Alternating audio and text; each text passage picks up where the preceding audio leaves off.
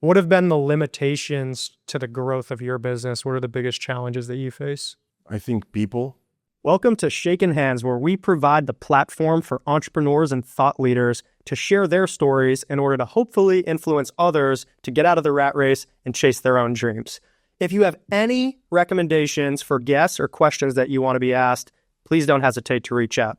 Anyways, if you enjoy the podcast, please like, comment, subscribe, and share in order to keep the podcast growing. Otherwise, I'm your host, Jack Moran, and this is Shakin Hands.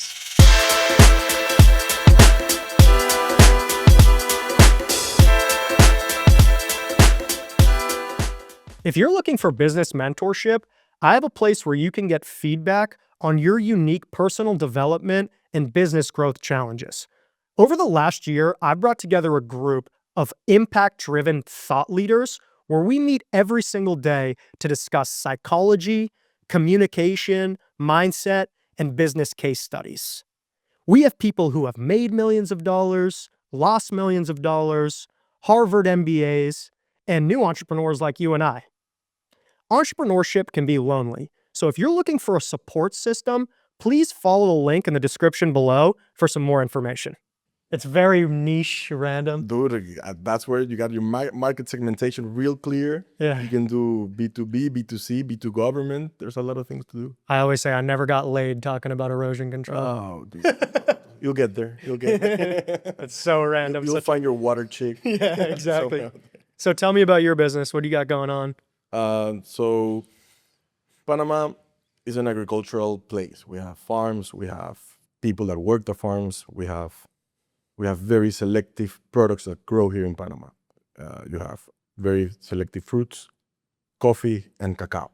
I think those are the three main products that give us an international sight. Cacao is one of them. We work with a lot of cacao producers in Bocao del Toro in order to get cacao beans and do chocolate. We are a chocolate company. Our name is Bocao Panama, and we are a distribution, brand, and manufacturing company.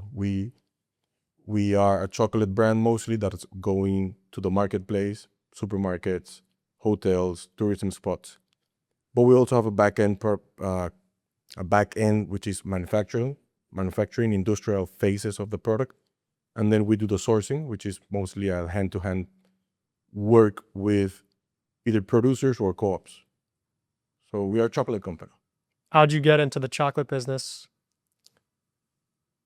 We have farms in the region of Chiriquí. When I mean me, it's a family farm. So I was trying to do business with these three crops, citrus, chocolate, and cacao. And coffee. So I was traveling a lot to the region of Chiriquí where you find all three of these. And it was probably like a year and a half of just knocking doors and going to visit and doing plantation, small exercise, ejercicios, like small projects of planting each. And then I met the people that we work with today in the manufacturing plant. They are a Venezuelan couple that came over to Panama to explore this very similar dream of taking the cacao game to a next level. And that was the way I could marry both worlds that I was trying to do. I think I saw the opportunity to do a manufacturing. It's all good.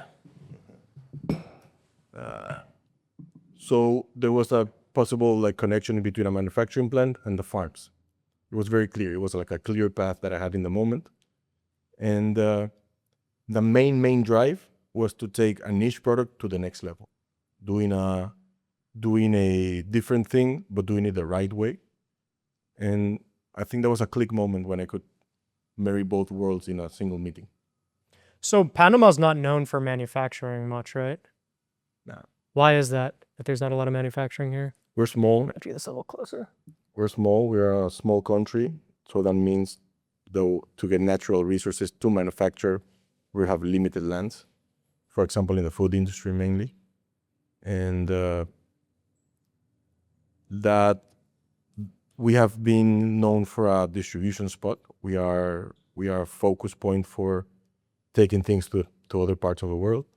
So I think the national focus or the national budgets for either business development, entrepreneurials, or government incentives has gone somewhere else, not so much into the manufacturing part of food products specifically, where we at, and other things that we import that we could definitely talk about how to take some manufacturing here, especially most tech. I think tech would be like a great business to explore here, since manufacturing plants need to take products somewhere else. So it's like killing 2 birds with 1 stone. There you go. Why is this a good landscape for that? Why is that a good opportunity here? It's very neutral in terms of tariffs and logistical costs. You can probably do things here in a big and technical level with the space that we have.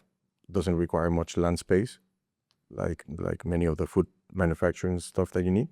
You can import and re-export materials in different ways. You can do a base, like a first step consolidation or first step manufacture, and then export that to other places where it's gonna be fully finished, fully finished, with low import and export taxes.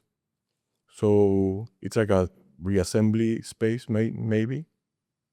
Was talking to a couple of friends who mentioned that, made sense, especially like in chip manufacturing, like microchips manufacturing, or car inclusive manufacturing, Amazon warehouses. I think that could be interesting. I haven't fully developed like a business plan or like a business partner or like nothing about that, but I think something that could happen. Why do you think that it's not happening so far? It's very early. There's like a middle of a tariff war going on right now, so I think you guys know about that. But I think that's gonna Know about it. We started it. Yeah. I think that's gonna bring different opportunities in that playing field, and you kindly have it. We have the Zona Libre de Colón, the free zone in Colón, where there's a lot happening with different products like shirts and mostly clothing, not shirts, clothing, and perfumes, booze. So you have your trade or your repackaging for those products, but it isn't assembling. It isn't like a manufacturing line or like assembly lines. It's mostly repacking, recosting, revesseling to other parts of either the region or to the canal.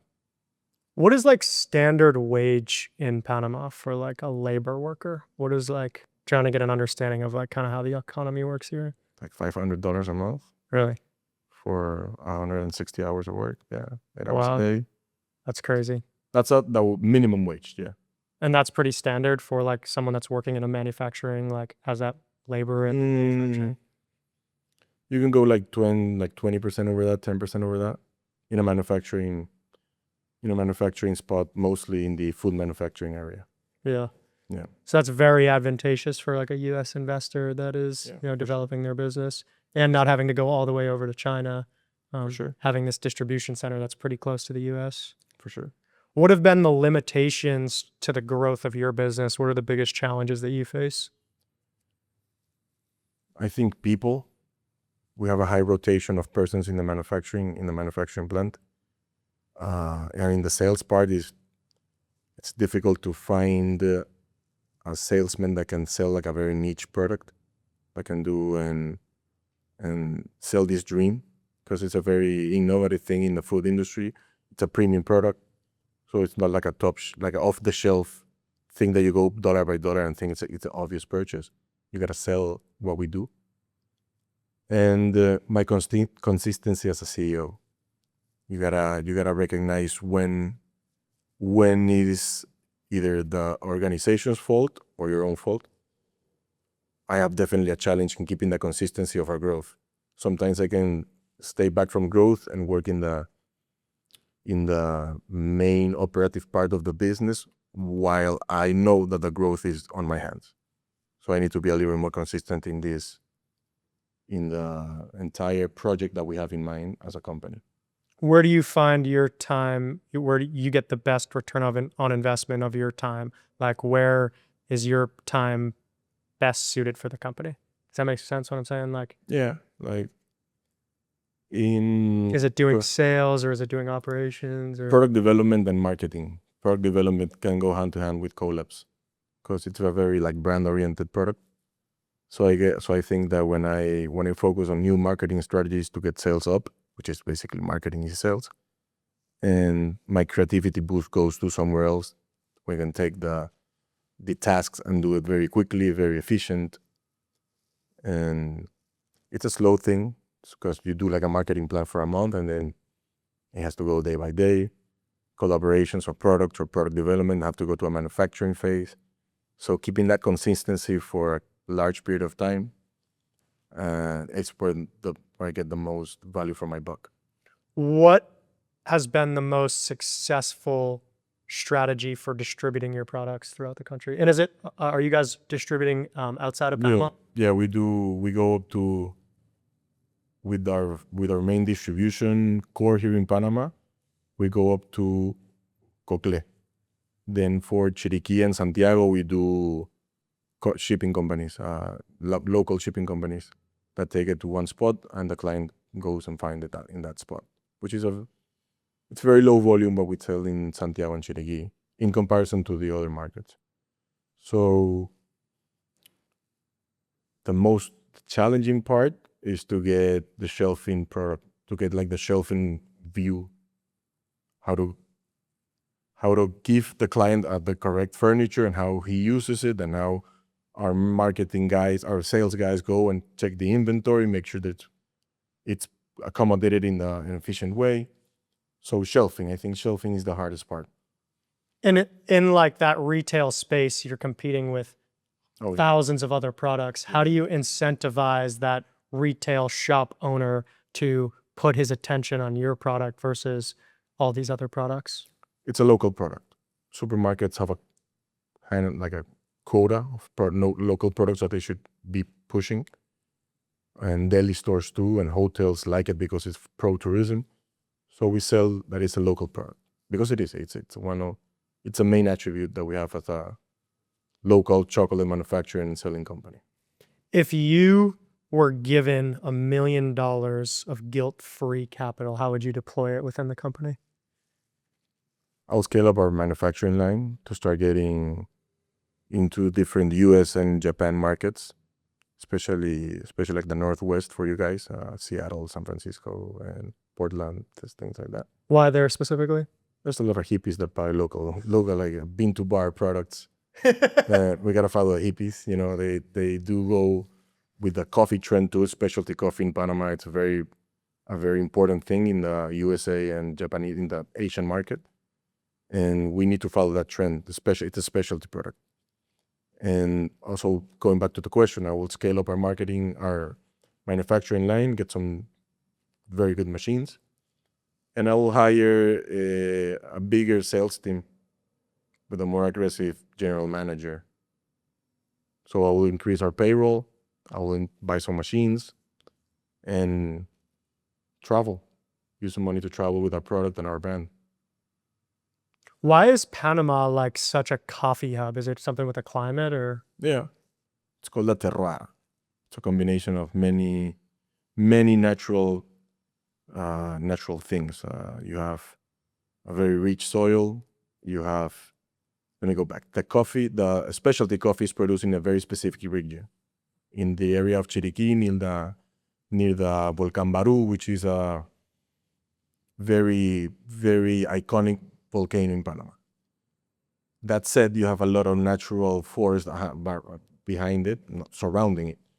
It's a forest at the very end of it all. So coffee grows around this local forest, which are full with other varieties of plants, which create pollination, which gives it a different flavor. You have animals which do manure around the coffee farm, which gives it a lot of nutrients that are not like store-bought. And sometimes it creates a certain protective ground, protection on the ground, because it gives it like an organic cape.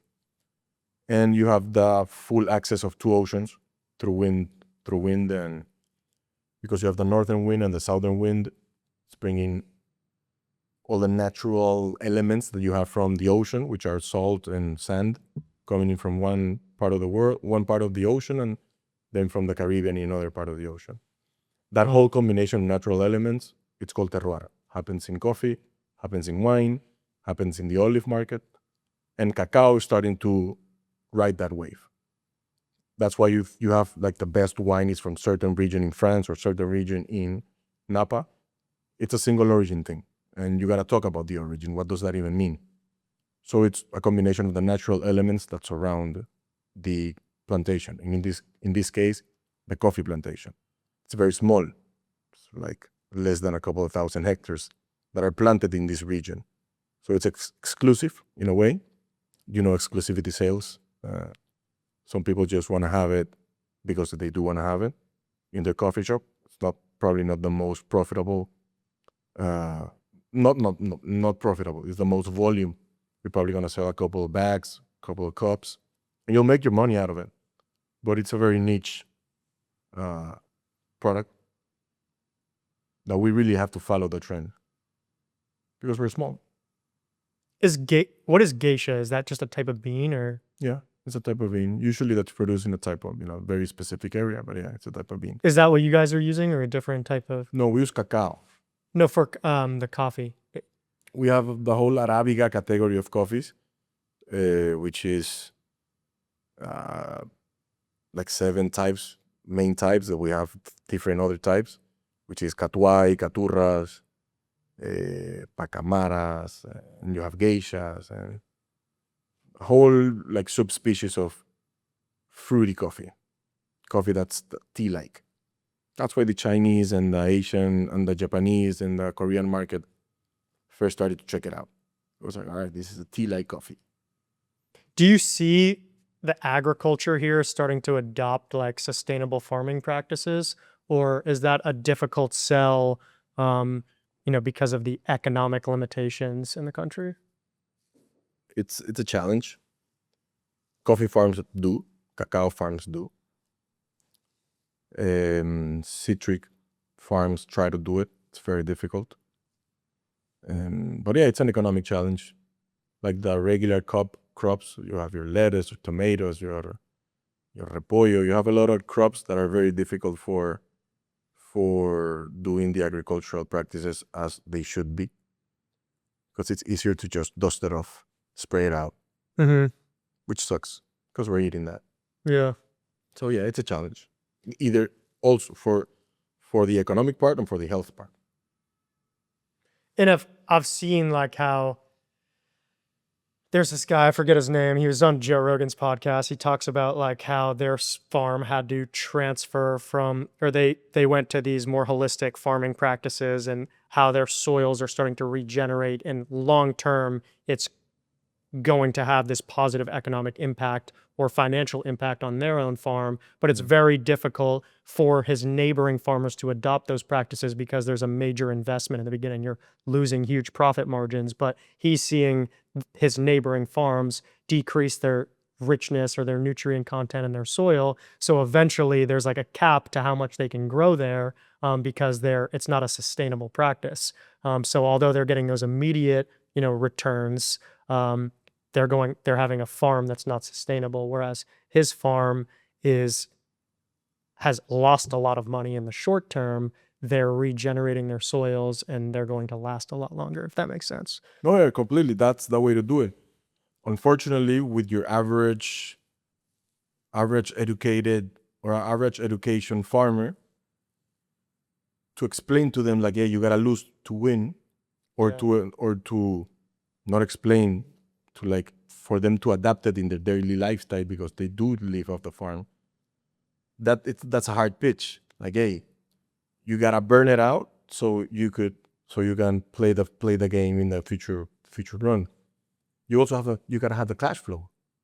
If this guy was a Joe Rogan, he has a cash flow. Yeah. When you gotta explain it to the rest of the average farmer, when I mean average is that they do a couple of hectares in their standard crops, and they sell it to the local co-op, which then takes it to the supermarket.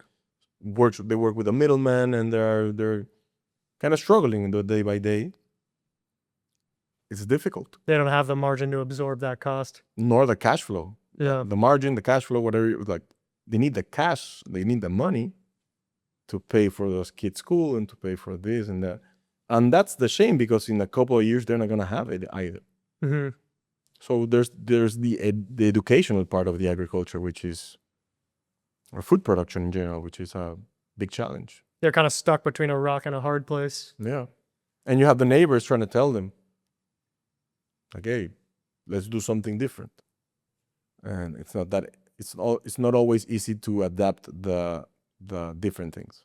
And I think that a lot of people, would just assume and are naive to think that they don't care about the environment, but that's not the case. I'm sure if they had the ability and, like you said, unlimited cash flow, they'd be happy to use these different practices. But again, they're just stuck between that rock and the hard place. They don't have that flexibility to be able to make these changes. They're reliant on that income stream. And we're seeing it in cacao in a certain aspect, because the national production, the average national production of tons per hectare is going down. Also, the national production of tons, it's going down. So there's a depletion in production in the main productive areas of cacao. It's because of an educational aspect of it all. The case here is not chemicals or agricultural products that are banned. It's mostly the replanting of farms. We have very old farms. They require new plantations, new plants. And that requires money for a viverum, and that requires losing yield for a couple of years. And that requires somebody else to take care of the new baby plants instead of just like go in and harvest the old plants. And we are seeing now that an important deficit in the fruit production that we later transform into a cacao bean, and then we later transform into a chocolate. So us manufacturing companies and distribution companies of cacao brands really need to work hand by hand with the production of the farmers, and there's an educational challenge there. We could go and try to communicate it, but there's an implementation part. So you're saying the farmers, there's a higher demand for different crops than they're growing currently, and it would be more advantageous for them to switch to these other crops, but it's difficult for them to make that switch? Not to make the switch, in order to stay in cacao. Okay, gotcha. You want to stay in cacao, you got to bring in new plants, because these are like 5 generational farms. So trees get old, man. Trees do get old. So you need to, in order to get more cacao, you need younger plants to start replacing the older. Really? I didn't know that. I thought they produce more over time. You do have like a peak curve. Really? From the year 8 to the year 20 or the year 18, there's a lot of fruit coming out. And probably your father was the owner of the land when that was happening. Your grandfather planted it all. By the 4th generation, 5th generation, it's like, hey, it's your turn. And they're not accustomed to that, because they've been growing with a very steady maintenance of the farm, not like a expansion or like a replanting. Also, there's more money in construction, so you can get out of the farm, and if you're a young guy, you get out of the farm and go into a construction business. And that's another part of the generational, how do you call, like when you pass when you're running and you pass the stick, how do you call that? Like, will you be like passing your estate or like legacy? All right. Legacy of the farm. It's hard. Yeah. People go out, so there's a demand for younger people to take over the farms. Succession planning, that's what it's called. Yeah, so I'm sure you're seeing that a lot, and that happens a lot with like, the land that we're purchasing is these generational farms that have been passed down family to family to family. Now the kids don't want to be in the cattle business or the agriculture business. They want to go live in the city. So it's like, what happens with these businesses? Are you seeing that a lot? A lot, yeah. Yeah. Yeah. How would you describe the like entrepreneurial culture in Panama? Active. Very active, trying to do things in different environments. That's the community. The structure for us to grow and to get financing and do networking definitely has to grow. But there's a lot of active minds and that are trying to do things differently and trying to do things in the what I consider the most important part is to do like an economic impact, social impact, and ambient like a environment impact. And I think there's a lot of people trying to work that same structure and trying to do things in a different way, but with the mindset to produce money. If you were speaking to a group of US investors, how would you sell Panama as a destination to invest in? Like, what do you think are the attributes, the unique attributes of Panama that make it a prime location to invest or do business? I mean, you have niche parts like the canal, so logistic businesses are always interesting. But I would sell Panama as the center, as a center of the world. So you can do a lot of logistics and you can do a lot of finance here. But land, I think, is the most important thing. There's not infinite land in the world. So real estate business, you buy land and you develop. I think it's always interesting. You buy land and you farm, very niche products. I think that's always interesting. And you can either do a blend of them. So going back to the question, what would be like the one question, the one answer? I think it's land. You can do anything with a precious location like this. Yeah, I agree. And I think that a lot of the land here is super undervalued because you have these like prime natural resources and this very like virgin natural landscape that, in my opinion, like food, water is so valuable. And here you have it for such a, like in the US, for instance, to buy some of the properties here would cost 10, 15 times. So oceanfront property with rivers running through it, water source on property, rich soils. Yeah. It's impossible to find. But here you have this emerging destination that has all those attributes of being a place that, you know, has those natural resources for a fraction of the price. I think that, again, in the US, you may pay a couple $1,000,000 for a property that you're on top of your neighbor, you don't control your own water. And it's like, to me, that's not real value. That's overvalued because of that market. But you don't have those natural resources on the property, which in my head, I think that is like the true value of the property. It's like, what is the survivability of that property? There you go. You know what I mean? Yeah, at the very end, we're very primitive. We need water, we need food, we need shelter. If it's $1 million house or a $10,000 choza, how we call it, like a small house, you're gonna need the same water, the same electricity, the same natural resources to feel good, whether it's forest, whether it's beach, whether it's how do you call that? Wind. You need these elements. So getting good land with all these natural resources, doing it in the right spot, you can make money in two principal categories, which is construction for different markets, probably tourism, probably local tendencies of going to different places. And you can always farm. There's an interesting consuming market for local products, international products too. So, What outcome do you want to have with your own company? Where do you see yourself growing to? What's your long-term vision and goal?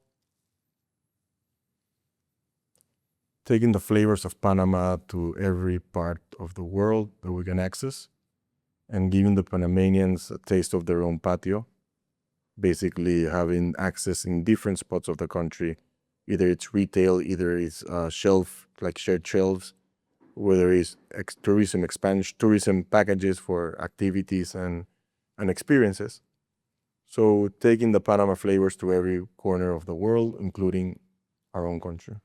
And final question, through this entire entrepreneurial journey that you've had, what is the biggest thing that you have learned that one piece of advice that you'd want to give other entrepreneurs? I think consistency is the name of the game, for sure. You gotta create, you gotta be on top of new ideas, you gotta find the right people to do it, you gotta find the right moment to do it. but you gotta do it in a constant way because it never stops. You always are expanding, you always are developing, you're always maintaining. So you gotta have your own consistency structure. Other is like dream big and start doing it. Failure is it's a part of the world. You're gonna fail like doing yourself a haircut. You're gonna have a bad haircut. It's failures in every corner. Don't be afraid of it. Embrace it. You can see me as a failure, or you can see me as a guy has learned so much about life. It's all about perspective. For sure. So get out there, man. Get out there. If people are interested in your products or they want to reach out to you for some advice or want to connect with you, where can they find you and your business? So we are on Instagram, Bocao /Panama. You can find it here. We're gonna put it here. And our website, Bocao Panama, which right now it's in maintenance. We're doing like a little revamp on the website, and so it should be up and running maybe tomorrow. So you're gonna be there, and follow us on Instagram to find out which stores can you find us. We have our own personal retail, but you can also go to many local supermarkets that you can buy our product. Fantastic. Well, I appreciate you coming on. Thank you.